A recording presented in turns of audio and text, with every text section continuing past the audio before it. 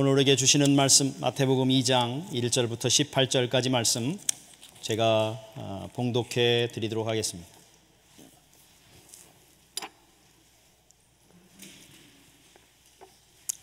모두 찾으신 줄 알고 마태복음 2장 1절부터 18절까지 함께 보겠습니다.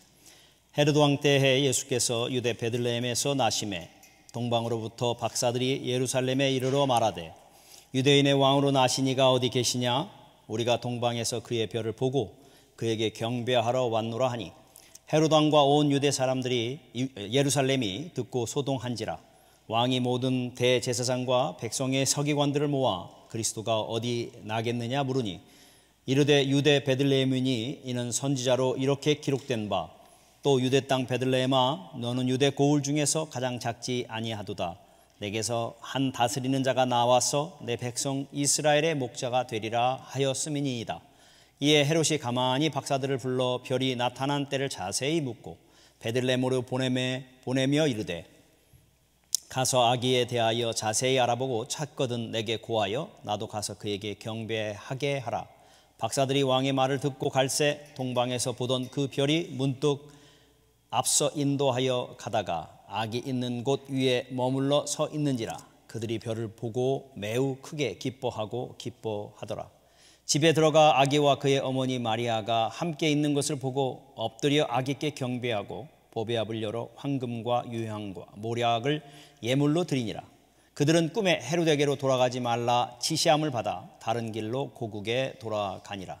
그들이 떠난 후에 주의 사자가 요셉에게 현몽하여 이르되 헤롯이 아기를 찾아 죽이려 하니 일어나 아기와 그의 어머니를 데리고 애굽으로 피하여 내가 내게 이르기까지 거기 있으라 하시니 요셉이 일어나서 밤에 아기와 그의 어머니를 데리고 애굽으로 떠나가 헤롯이 죽기까지 거기 있었으니 이는 주께서 선지자들을 통하여 말씀하신 바 애굽으로부터 내 아들을 불렀다 함을 이루려 하심이라.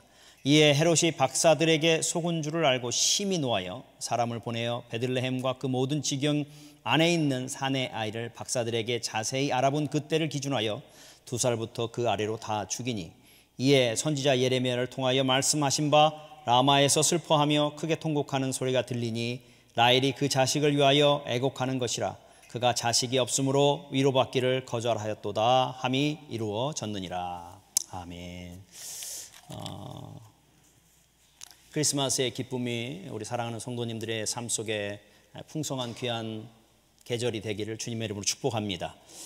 저는 여러분의 기도 덕분에 무사히 잘 갔다가 돌아왔습니다. 기도해 주신 여러분께 진심으로 감사합니다.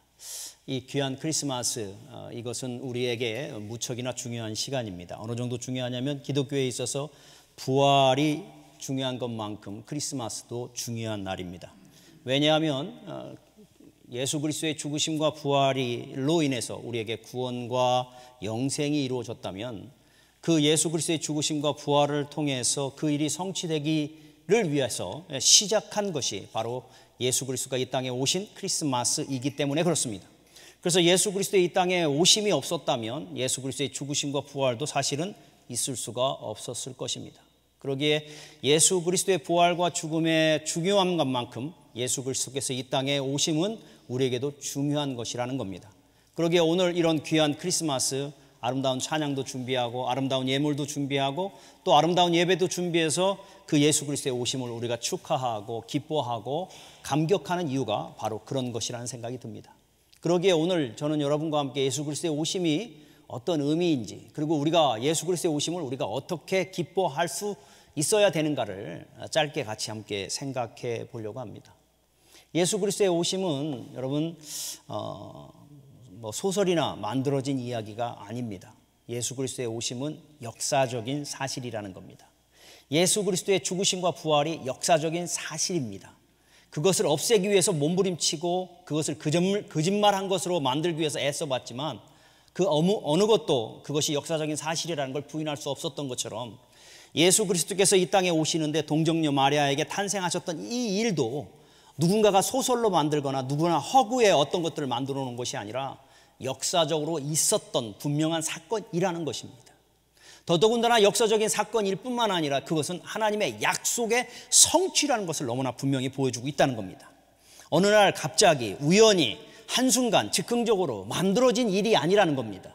이것은 철저히 하나님께서 얼마나 많이 준비하셨고 계획하셨고 이루시고 이끄셔서 그 하나님께서 약속하신 일들을 성취했는지를 보여주는 분명한 사건이라는 겁니다. 그것에 대한 증명이 여러분이 잘 읽고 있는 마태복음 1장에 나오는 족보 사건입니다. 여러분, 왜 마태복음 1장 1절부터 족보가 나오느냐면 하나님께서 예수 그리스도를 보내주시기 위해서 이렇게 준비했다는 거예요. 한 대가 또 다른 한 대, 또 다른 대, 자손을 이어나가는 거 여러분 쉬운 것 같지만 쉽지 않다는 겁니다. 그런데 하나님께서 그 예수 그리스도를 구원자로 이 땅에 보내주시는 이 일을 위해서 하나님은 얼마나 계획하셨고 이끄시고 하나님의 열심으로 이것을 이루으셨는가를 보여주는 게 바로 족보라는 거예요. 그래서 봐라, 예수님이 이 땅에 오시기까지 이렇게 심지어는 안 되는 과정 속에서도 이렇게 이끄셔서 바로 예수 그리스도가 오셨다. 역사적으로 아브라함의 자손이고 다윗의 자손으로 하나님께서 보내주시겠다는 약속이 이렇게 이루어지지 않느냐라고 하면서 바로 하나님께서 역사적인 사건으로 나타난 예수 그리스도의 이 땅에 오심이 하나님의 약속의 성취이고 그 약속의 성취를 위해서 하나님이 이렇게 열심을 내서 이루신 사건이라는 것을 우리에게 보여주고 있다는 것입니다. 더더군다나 예수 그리스도의 오심은 그러기에 그것을 통해서 무엇을 보여주시기를 원하시냐면 하나님께서 우리를 얼마나 사랑하시는지를 보여주는 사랑의 증표라는 겁니다. 하나님께서 우리를 사랑하십니다. 그런데 얼만큼 사랑하신다고요? 그 아들을 죽이시기까지, 그 아들을 이 땅에 보내시기까지 그 하나님의 사랑을 우리에게 확증하신 사건이 바로 예수 그리스도를 하나님이신 예수 그리스도께서 이 땅에 인간의 육신으로 오신 이 사건이 바로 하나님의 사랑의 증표라는 것을 보여주고 있더라는 겁니다. 대체가 무엇이 하나님의 사랑의 증표입니까? 그게 어떻게 하나님의 사랑의 증표입니까? 라고 물으실 사람도 있을 거라는 생각이 듭니다. 여러분, 인생을 살면서 우리가 누군가에게 뭘 이렇게 나눠주는 때가 있잖아요. 내가 100개를 가지고 있다가 하나를 나눠주는 거 쉬워요, 어려워요? 쉽게, 어떤 때는 좀 힘들 수 있지만 그렇게 어렵지 않습니다. 100개 중에 반절을 나눠주는 거 여러분 가능할 수 있습니다. 때로는 내가 안 가져도 그 100개를 다 줄 수도 있습니다. 아니, 심지어는 내게 있어서 너무 중요한 건데도 불구하고 나에게 손해가 끼쳐지는데도 불구하고 다른 사람의 유익을 위해서 내 거를 기꺼이 나눠줄 수도 있습니다. 얼마든지 할 수 있습니다. 그러나 그러한 모든 행위들에 있어서 여러분 한 번 정도 그 나눠줘야 될 그 대상이 어떠냐에 따라서 우리의 태도가 전혀 달라질 수 있더라는 거예요. 100개 중에 하나를요 기쁨으로 줄 수도 있고요, 100개 중에 하나를 안 주고 싶을 때도 있더라는 거예요. 왜? 언제? 그 대상이 무엇이냐에 따라서. 그 대상이 여러분 가치 있는 존재, 그것을 줄 수 있을 만큼의 가치 있는 존재라고 한다면 우리는 하나 주는 거 기쁨으로 줄 수 있고요, 반절 넉넉하게 줄 수 있고, 심지어는 내가 손해보는 것도 얼마든지 줄 수 있습니다. 심지어는 그 가치가 귀중하다면 내가 손해보고 내 모든 가치가 있는 것인데도 불구하고 다 나눠줄 수 있는 것이 우리들의 삶입니다. 그러나 여러분, 그 대상이 전혀 가치가 없는 존재라고 인식되어질 때 여러분 어때요? 우리가 100개 중에 하나를 줄 수 있어도요, 여러분 우리는 뭐라고 표현하냐면 내가 너에게 이 하나 주는 것도 아깝다, 차라리 버리는 게 더 좋다 얘기할 정도로 주는 것조차가 아까울 때도 있더라는 겁니다. 언제요? 그 주어야 될 대상이 가치가 없다고 생각할 때. 근데 하나님께서 우리를 위해서 그 아들을 하나님의 보좌, 하나님의 영광을 내려놓고 인간의 육신으로 오게 하시는 이 엄청난 일들을 통해 우리를 구원하시고 우리를 살려주시고 우리에게 영생을 주시는 이 엄청난 일을 위해서 하셨을진데 우리가 얼마나 가치 있는 존재이길래 하나님이 그렇게 하셨을까 생각해 볼 필요가 있다는 거예요. 하나님의 눈에 볼 때 우리는 얼마나 가치 있는 존재입니까? 여러분, 가치 있는 존재가 아니라는 거예요. 쓸모없는 존재라는 거예요. 성경은 뭐라고 하냐면 우리가 원수 되었다고, 죄인 되었다고, 우리가 연약하다고 이야기합니다. 절대 무능한 존재이고 절대 불능의 존재이고 절대 절망의 존재가 우리라는 거예요. 받아도 그것이 무엇인지 모르고 받아도 그것을 감사할 수 없을 만큼, 아니 줄 필요가 없을, 줘도 안 될 그런 가치 없는 존재를 위해서 그 아들을 이 땅에 보내주셨다는 거예요. 받았는데도 불구하고, 주었는데도 불구하고 그것이 얼마나 큰 선물인지, 얼마나 큰 감격인 것인지도 조차도 모르고 받을 수 있을 만한 그런 존재들에게 누굴 주셨어요? 100명 중에 아들이 100명 있는데 그 중에 하나를 주신 게 아니라는 거예요. 독생자, 자기에게 유일한 독생자 그 아들을 우리를 위해서 주셨다는 겁니다. 무엇을 위해서? 우리에게 생명을 주시고 우리에게 구원을 주시고 우리에게 영생을 주시기 위해서 하나님께서 우리에게 그 아들을 보내주셨다는 겁니다. 그러기에 왜요? 왜? 아까 기도 속에 있었던 것처럼 그냥 사랑해서, 하나님이 우리 가치 없는 우리 존재를 사랑하셔서 우리에게 그 엄청난 일을 해주셨다는 거예요. 그러기에 하나님께서 그 아들을 보내주기까지 우리를 사랑해 주셨고, 그 예수 그리스도는 친히 자기의 영광을 다 내려놓고 이 땅에 인간의 육신으로 오신 그것이 우리를 사랑하셔서라는 사실을, 가치 없는 존재, 사랑을 받을 가치의 존재 자체도 없는 우리를 위해서 이런 엄청난 일을 해주셨다는 사실을 우리가 깨달을 때 우리는 그거에 감격해서 그 하나님의 사랑의 넓이와 높이와 길이와 깊이가 어떤 건지를 깨닫게 되어지면 오늘 우리는, 여러분, 그 예수 그리스도가 이 땅에 오심을 정말 감격하며 감사하며 찬양과 영광을 돌릴 수밖에 없다는 것입니다. 여러분, 오늘 이 자리에 오시면서 그 마음이 있으십니까? 오늘 이 자리에 오면서 바로 예수님이 이 땅에 오심이, 지금 이곳에 오심이 바로 나를 위해, 아무 쓸모짝이 없는 나를 위해 오심에 대한 감격의 기쁨이 우리 안에 있습니까? 받을 자격이 없고 받아도 그것이 무엇인지 깨닫지 못하는 그런 존재를 향해 그 엄청난 그 대가를 치루하시면서 우리를 위해서 이 땅에 와주심에 대한 감격이 오늘 우리 안에 있기를 주님의 이름으로 축복합니다. 그렇다면 얼굴이 이렇지 않죠. 지금의 우리가 이렇지 않죠. 여러분, 그 엄청난 사랑을 받은 우리 안에는, 여러분, 숨길 수 없는 기쁨이 우리 안에 드러날 수밖에 없어야 되는 거예요. 찬양 하나를 해도 아이고 이 찬양 왜 이렇게 길어, 뭐 4절까지 있어, 이게 아니라는 거예요. 가사 하나하나를 씹으면서 그것이 나의 고백인 것처럼 외칠 수밖에 없는 게 그 큰 사랑이 무엇인지, 그 사랑의 증표가 바로 예수 그리스도의 이 땅에 오심인 것을 깨닫는 자들의 삶 속에 나타날 수밖에 없다는 거예요. 그것을 알기에, 그 크신 사랑이 무엇인지를 알기에 오늘도 우리가 찬양을 준비하고 있고요. 또 우리 성가대의 아름다운 찬양을 통해 하나님께 찬양 돌리고 우리 모두가 또 기쁨으로 찬양하는 그런 자리, 그런 일들이 우리 안에 있다라는 겁니다. 그것을 알기에, 그것이 사랑의 증표이고 하나님의 약속의 성취인 것을 알기에 천사들도 어떻게 해요? 예수님께서 이 땅에 와셨을 때 여러분 외칩니다. 천군 천사가 외칩니다. 뭐라고요? 하늘에는 영광이요 땅에는 모든 기뻐하심을 입은 자들에게 뭐가 있어요? 평화가 있을지니라. 그 예수 그리스도의 오심이 하나님께는 영광이 되고 우리에게는 진정한 평강을 주시는 것이라는 사실을 알기에 천사들까지 외칠 수 있었다는 거예요. 또한 그것을 알기에 오늘 우리가 읽었던 마태복음 2장에 나오는 동방 박사들도 그 먼 길을 마다하지 않고, 그 고난의 여행을 마다하지 않고 그 왕 대신 예수 그리스도의 나심을 기뻐하고 그분께 경배 드리기 위해서 그 여행길을 떠나왔다는 겁니다. 여러분 한번 생각해 보세요. 동방 박사들이 그 여행길이 쉬웠을까요? 어려웠을까요?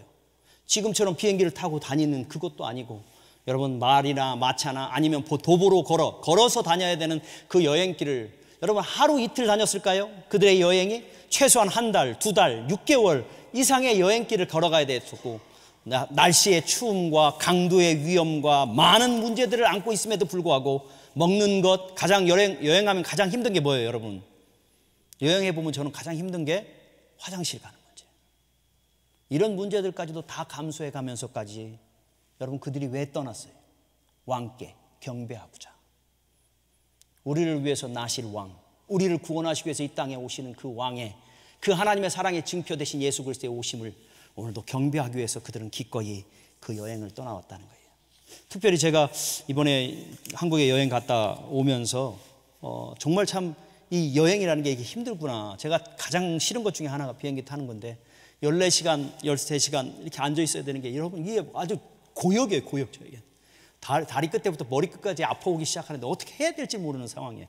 그래서 제가 그 체크인 할 때마다 늘 부탁하는 게 좀 편안한 자리 좀 주면 안 되겠냐고 해서 부탁했는데, 이번에도 또 편안한 자리를 어떻게 저한테 줬어요. 그래서 다리도 좀 뻗을 수 있고 이렇게 할 수 있는데, 하필이면 그 편안한 자리 바로 앞에 옆에 어린아이 3명을 태우고 가는 동거였어요. 그런데 문제가 뭐냐면 그 아이들 중에 하나가 유독 엄마 팔에서 안 떨어지는 거예요. 그래가지고 엄마가 좀만 내려놓으면 칭얼대기 시작하고 엉엉대기 시작하는 거예요. 그래서 하여튼간 비행기 타고 오는 내내 그 칭얼거리는 소리를 제가 계속 들어야 되는 그런 고역 속에 있었어요. 그런데 제가 그런 소리를 듣다가 어느 순간 짜증나는 게 아니라 저 엄마가 얼마나 힘들까 이 생각을 해봤어요. 심지어는 그 엄마가 잠깐 화장실을 간다고 아이를 내려놓고 가니까 뒤집어지는 거예요. 근데 아빠가 와서 대부분 안아주고 괜찮다고 그러면 괜찮아야 되잖아요. 근데 얘는 엄마만이야, 엄마만. 엄마가 손에다 놓고 엄마가 좀 떨어져 있으면 그것 때문에 난리가 나는 거예요. 그 엄마가 그 아이를 안고 13시간 동안 앉아있고 서있고 이렇게 하는 그 모습을 보면서 야, 나는 정말 편한 거구나, 감사한 거구나 하는 생각을 사실은 좀 했습니다. 여러분, 그렇게 여러분 비행기 타고 다니는 것도 힘든데 여러분 동방 박사들은 여러분 이 엄청난 여행을 무엇을 위해서 하고 있어요? 왕께 경배하기 위해서. 오늘 여러분 그 나실 왕에게 나아가기 위해서 그 기가 막힌 여행의 시간들을 기꺼이 감수하더라는 거예요. 얼마나 힘들었을까요? 얼마나 어려웠을까요? 여러분 그들이 그 왕에게 경배하고 나서 무엇을 얻었어요? 얻을 거 하나도 없어요. 그들은 그 왕께 경배하고 나서 다 자기 집으로 갔어요. 그 가는 길도 여러분 오는 것만큼 힘겨운 그 길을 갔을 거예요. 그런데도 불구하고 오늘 그들은 그 고난의 여행길을 왕을 경배하기 위해서. 왜? 그것이 하나님의 사랑의 증표이고 그 하나님의 약속의 성취인 것을 알기에 그 왕께 경배하기 위해서 오늘 기꺼이 모든 것들을 내려놓고 그 왕을 찾아 나아가고 있더라는 겁니다. 그것은 억지로 할 수 없는 일 아니겠습니까? 여러분 그들이 그 왕을 찾아 나아가는데 중간에 갑자기 별이 사라졌어요. 그들을 인도하던 별이. 그래서 얼마나 당황했는지 몰라요. 그런데 그 후에 다시 그 별이 나타나서 베들레헴에 그들을 인도했고 그 나신 아기가 있는 그곳에 별이 멈췄을 때 그들이 어땠다고 성경은 이야기하고 있냐면 10절 한번 보세요. 10절. 10절 보니까 이렇게 얘기해요. 그들이 별을 보고 매우 크게 어떻게 했다고요? 기뻐하더라. 여러분 성경은 그들이 얼마만큼 기뻐했는지를 두 가지의 형용사 매우 크게라는 단어까지도 써가면서 기뻐한다고 그래요. 왜 그들이 그렇게 기뻐했을까요? 야, 이제 일 끝났다. 이제 이 모든 과정이 끝났다. 그래서 좋았을까요? 아니지 않습니까? 그들이 그렇게 사모했던 그 왕 앞에 드디어 이제는 경배한다는 거예요. 다른 거 없어요. 그 왕 앞에 나아가 경배할 수 있다는 겁니다. 그 왕 앞에 나아가서 자기의 모든 예물을 드리면서 그 왕의 왕대심을 인정하기 위한 그것이 드디어 이루어진다는 사실 하나만으로 그들은 기뻐했단 말입니다. 거기에 자기의 영광이 없었습니다. 자기의 수고에 대한 대가가 없었습니다. 오히려 드림밖에 없었습니다. 그럼에도 불구하고 그가 왕대신께 왕 앞에 나아가 경배하는 그것이 자기 삶의 특권이고 영광인 것을 알기에 그들은 그 별을 보고 기뻐하고 기뻐했다고 이야기하고 있더라는 겁니다. 여러분 오늘 그 특권의 기쁨이 우리 안에 있습니까? 주님 앞에 나와 예배하며 그 하나님의 구원자 되심, 그분이 나를 위해 구원하시기 위해서 이 땅에 오신 그 하나님의 사랑의 증표이신 예수 그리스도의 오심을 우리가 찬양하고 예배하는 것이 영광이고 특권이고 우리의 시간과 우리의 에너지와 우리의 물질을 들여 그분 앞에 올려드리는 것이 나의 기쁨이고, 그래서 별을 보고 기뻐함같이 매우 크게 하나님 말을 사용해 주심에 감사하고 하나님이 내가 이 자리에 있어서 그 하나님께 예배할 수 있다는 것이 감격하는 그 특권의 기쁨이 우리 안에 있어지기를 주님의 이름으로 축복합니다. 그것이 그분이 왕됨을 아는 자들의 삶에서 나타나는 특징이라는 거예요. 그분의 왕되심을 고백하는 자들의 삶 속에서 나타나는 특징이라는 거예요. 오늘 우리가 이 엄청난 축복의 자리에 있습니다. 그분이 왕되심을 깨닫는 자들이 오늘도 이 자리에 나와 예배하고 있고 그 예배하는 그 자리에서 하나님을 수종하는 영광의 자리에 우리를 불러주셨다는 사실이 우리에게는 감격으로 다가왔으면 좋겠습니다. 그 어떤 사람도 큰맘 먹고 억지로 다른 목적이 있어서 이 자리에 온 게 아니라 오직 그 하나님께 예배하고 그 하나님께 우리의 삶을 드리는 그것이 감격의 기쁨으로 다가오는 저와 여러분이 되기를 주님의 이름으로 축복합니다. 그런데 여러분 모두가 다 기뻐하는 것은 아니더라고요. 하나님의 약속의 성취이며 사랑의 증표이신 예수 그리스도께서 이 땅에 오셨는데도 불구하고, 그래서 우리에게 영생을 주시고 구원을 주시는 이 놀라운 일을 시작하시는 이 일을 하시는데도 불구하고 오히려 여러분 그 일이 자기에게 기쁨이 되지 않는 사람도 있더라는 거예요. 그 대표적인 예가 오늘 우리가 읽었던 성경 마태복음 2장에 나오는 누굴까요? 헤롯이라는 사람입니다. 헤롯은 동방 박사들이 어느 날 갑자기 쳐들어와서 여기 왕으로 나실 아기가 있는데 어디 있느냐, 우리가 경배하고자 하노라라고 했을 때에 어떻게 했냐면 굉장히 놀랐다고 이야기합니다. 그런데도 불구하고 그는 뭐라고 얘기해요? 대충 어디서 나냐 한번 찾아봐라 하면서 서기관과 제사장들에게 찾아보라 하니까 베들레헴에서 난다고 얘기합니다. 그러니까 동방 박사들을 보내면서 뭐라고 하냐면 찾거든 나에게 얘기해줘라, 나도 경배하기를 원하노라 하면서 경배한다고 이야기하지만 실제적으로 뭐 하고 싶었어요? 죽이려고 했다고요. 13절 보세요. 13절 보니까 주의 사자가 요셉에게 현명하여 이르되 헤롯이 아기를 찾아 죽이려 하니. 16절 결국 그것을 못 찾으니까 어떻게 해요? 그 동네에 있는 모든 두 살 아래의 아이들을 다 죽여버리는 이 엄청난 일을 하게 되어진다는 겁니다. 왕으로 오실 인데도 불구하고 우리를 구원하시기 위해서 이 땅에 와주시는 그 엄청난 일을 하신 그 엄청난 예수 그리스도의 탄생이 있음에도 불구하고 왜 헤롯은 그 왕을 죽이려고 했고 죽이지 못하니까 다른 것들까지도 다 죽이는 이 엄청난 일을 했을까 하는 겁니다. 왜 그럴까요? 자기가 왕이니까. 자기가 왕인데 또 다른 왕이 나타났다고 했을 때 어떻게 해요? 자기의 자리를 빼앗는 것을 견딜 수가 없는 거죠. 그러니까 헤롯은 어떻게 해요? 무조건 왕이 될 만한 싹은 다 죽여야 되는 거죠. 왜냐? 자기의 왕을 지키기 위해서요. 자기 자리를 빼앗기고 싶지 않습니다. 우리 모두가 그렇지 않습니까? 내 것을 가지고 있는데 누군가가 내 것을 빼앗으러 갈 때 내 것을 빼앗기지 않으려면 다른 것을 빼앗아든지, 다른 사람이 나를 무너뜨리려고 할 때 내가 무너뜨림을 당하지 않기 위해서는 그것을 무너뜨려야 되는 것이 우리들의 인생인 겁니다. 헤롯에게는 자기가 왕입니다.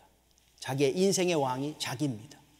자기의 왕자리를 빼앗는 또 다른 왕이 태어났다는 것은 결국 내 자리를 빼앗을 수 있는 위험이 있기에 내가 그를 제거해야 된다는 거예요.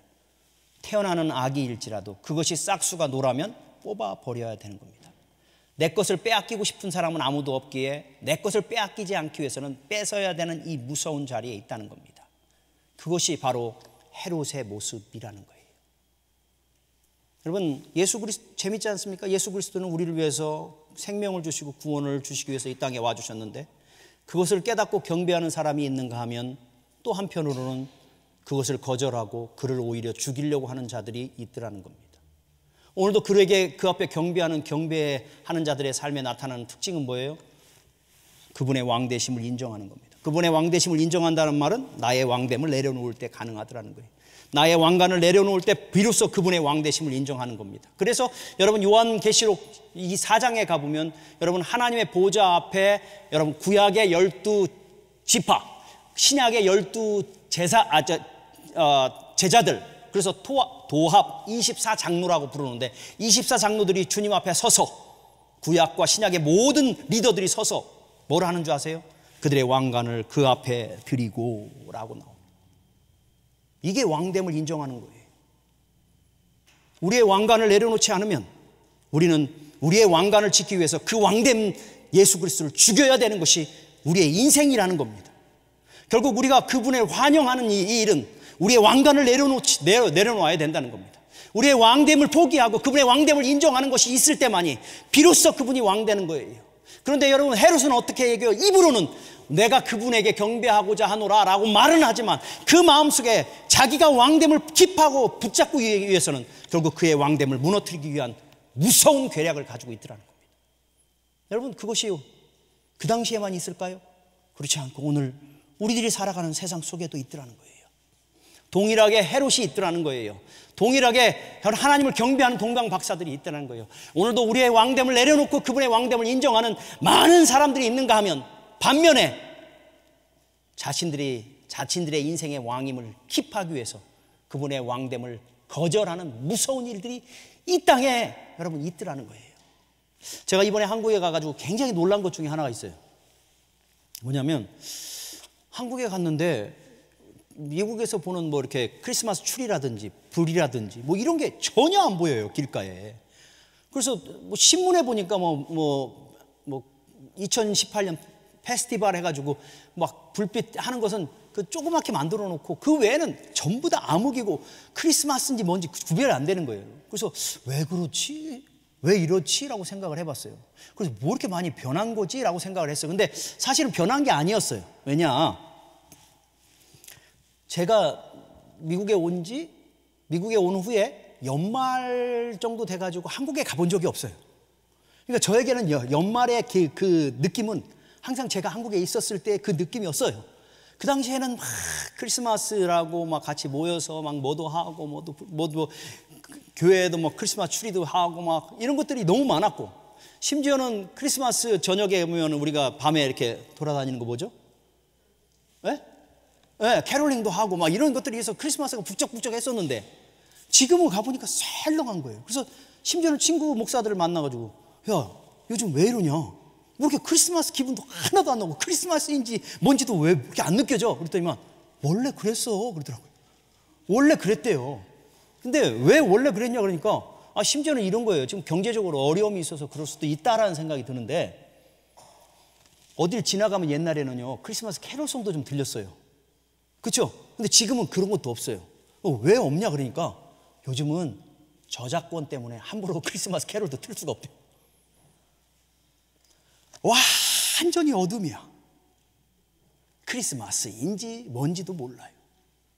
뭐 음악을 틀어도 그렇고 길거리를 다녀도 그렇고, 물론 크리스마스가 뭐 캐롤을 틀어놓고 뭐 크리스마스 추리를 해놓는 건 아니지만 그런 분위기나 그런 것들에 대한 인식이 거의 별로 없는 거예요. 제가 그래서 그래도 아직까지 미국이 다행이다.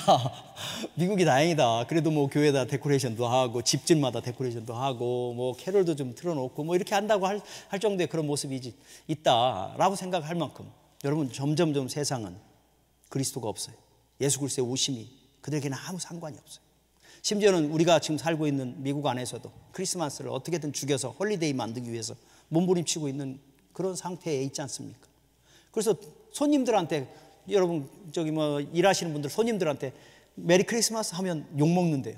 그 사람이 먼저 메리 크리스마스 하기 전까지는 해피 할리데이 이렇게 얘기해야 되는 것이 지금 오늘날 우리가 살아가는 이 미국이라는 곳이 점점 그의 왕대심을 인정하지 못하는 모든 것들이 만연해져 가고 있는 이 상황 속에 있습니다.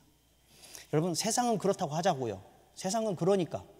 세상은 다 헤롯과 같이 자기가 왕이 되어서 자기의 인생을 살아가고, 그러게 어찌됐든 간에 왕 대신 그 그리스도를 부인하고 없애려고 한다고 합시다. 그러나 그러면 이 자리에 있는 우리는 어떠냐고. 오늘 우리가 그분의 왕 대심을 인정하기 위해서 이 자리에 왔다면 우리는 우리의 왕됨, 왕관을 내려놓아야 되지 않겠습니까? 우리의 왕관을 그분 앞에 던지고 그분의 우리의 왕 대심과 우리의 주인 대심과 우리의 삶의 목자 되심을 우리가 인정하는 우리의 믿음의 고백이 있어야 되지 않겠습니까?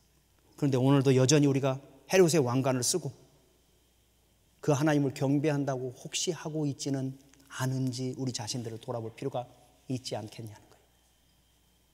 팀 켈러 목사님이 히든 크리스마스라고 하는 책에서 이 얘기를 하고 있어요. 우리 안에 헤롯이 너무 많다는 거예요. 우리에게 작은 헤롯 왕이 우리에게 있다는 거예요. 그래서 아직도 우리가 주님 앞에 항복되지 못한, 우리가 우리의 인생의 왕이라고 고백하는, 붙잡고 있는 그것들이 우리 안에 너무 많다는 거예요.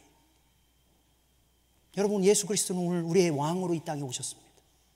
우리를 구원하시기 위해서 이 땅에 자기의 모든 영광을 내려놓으시고 육신의 인간으로 오셨을진데, 우리가 그것을 깨닫는다면 우리는 동방박사처럼 우리의 왕관을 내려놓고 그분의 왕대심을 인정하는 고백들의 삶이 우리 가운데 있어야 되지 않겠냐는 거예요.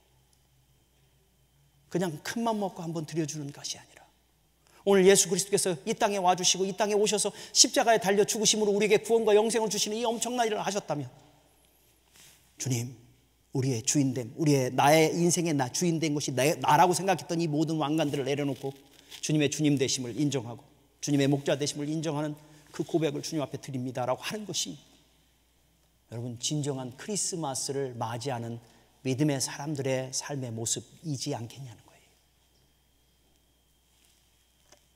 그러기에 여러분, 우리는 우리 자신들을 한번 돌아볼 필요가 있습니다.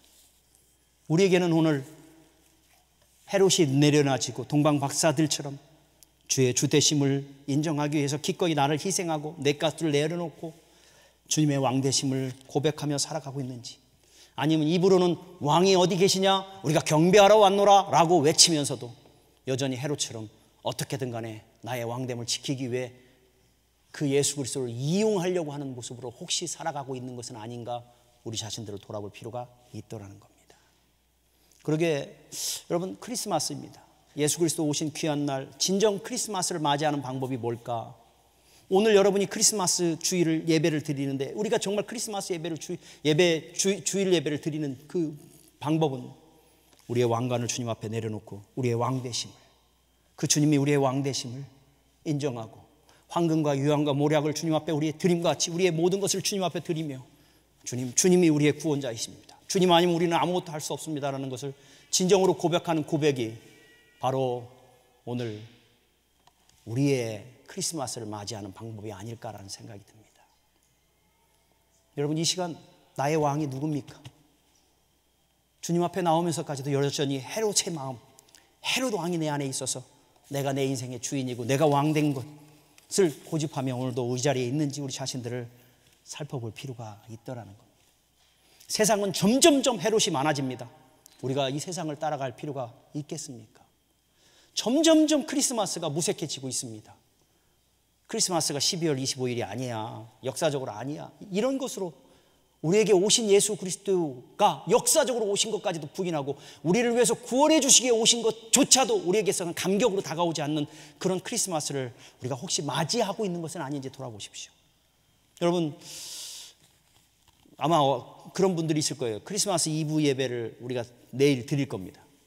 그런데 어떤 분들은 굳이 크리스마스 이브 예배를, 크리스마스 주일 예배를 드리는데 또 드려? 라고 하면서 불평스러워할 수 있을 겁니다. 어떤 목사님한테 제가 얘기했어요. 우리 교회는 크리스마스 이브 예배 드리는데 성도들 그만 괴롭히지. 뭐 이해는 돼요. 그럼 여러분 뭐 하실래요? 그 시간에 여러분의 그분이 우리의 왕 되심과 그분이 우리를 위해서 그 높은 보좌 포기하고 내려오셨다고 하는데, 여러분은 그분의 왕 되심을 무엇으로 좀 고백할래요? 세상처럼 여러분 와인 갖다 놓고 캔들 켜놓고 그러면서 마시면서 그것이 여러분 정말 그분의 오심과 그분의 왕 되심을 인정하는 겁니까? 세상은 그렇더라도 우리는 더더욱 모이기를 힘써서 그분의 왕 되심을 고백하는 그 고백의 몸부림이 우리 가운데 있어야 되지 않겠어요? 세상은 점점점 어두워가고 불이 꺼져가고 있고, 이건 크리스마스인지 뭔지도 모르고 할리데이로 바뀌어지려고 하는 몸부림이 있는데, 우리는 그 안에서 자그마한 몸부림이라도 쳐야 되지 않겠어요? 주님이 우리를 위해서 오셨구나, 우리의 죄를 위해서 오셨구나, 그 높은 보좌 포기하시고 우리에게 한데 오셔서 사랑으로 오셨구나 확인하고 우리의 왕관을 내어드리는 이 결단들이 우리 가운데 좀 있어야 되지 않겠냐는 거예요. 억지로 하지 않았으면 좋겠어요. 마지못해서 하는 것이 아니라 특권인 걸 알고 기쁨으로 좀 주님 앞에 좀 드리는 이 예배가 됐으면 좋겠고, 우리의 헌신이 되어졌으면 좋겠어요. 그 안에 주님이 주시는 이 동방박사가 그분 앞에 예물을 드리고 돌아가는 그 발걸음이 기뻤을 것처럼 그분의 왕됨을 고백하고 그분 앞에 드리는 그 삶이 있다면 그 이후에는 어떤 일이 있어요? 기쁨이 있어요. 말할 수 없는 감격이 있어요. 말할 수 없는 영광의 기쁨이 우리 가운데 샘솟듯 넘쳐나는 그런 은혜가 있으리라 믿습니다. 또한 크리스마스를 어떻게 하면 크리스마스답게 보내느냐, 그분의 왕됨을 우리가 인정한다면 그분의 말씀, 그분이 우리에게 주신 사랑 어떻게 하면 좋을까요? 우린 나눠야죠. 그분이 나에게 이런 사랑을 주었다고, 이런 사랑을 베풀어 주었다고, 이런 사랑이 우리 가운데 있다고 우리가 우리 세상을 향해, 우리 옆에 있는 사람들을 향해 눈을 돌리고 그 사랑이 없는 자들에게 사랑을 베풀고 나누고 섬기는 그 아름다운 모습이 진정 크리스마스를 크리스마스답게 나누는 시간이 되지 않겠나 하는 생각이 듭니다. 오늘 이 시간, 이 귀한 크리스마스 주일, 우리의 왕관을 주님 앞에 좀 내려놓읍시다. 주님, 나의 주인됨 주님 앞에 내려놓습니다. 이제 주님이 나의 인생의 주인 되어 주셔서 나를 이끌어 주십시오. 내 생각으로, 내 뜻대로 나의 인생이 아니라 주님 뜻대로, 주님 마음을 가지고 주님이 섬기듯 섬기는 그 믿음의 삶, 또다시 한 발자국 한 발자국이라도 달려나아가는 우리가 되게 해달라고. 그래서 주님 조금 더 닮는 그런 아름다운 모습들이 2018년이 지나고 2019년 또 다른 크리스마스가 오기까지 더 좀 주님 닮아가는 그런 아름다운 모습으로 좀 살아가는 내 자신이 되게 해달라고 주님 앞에 우리 자신들을 내어드리는 복된 크리스마스가 되기를 주님의 이름으로 축복합니다.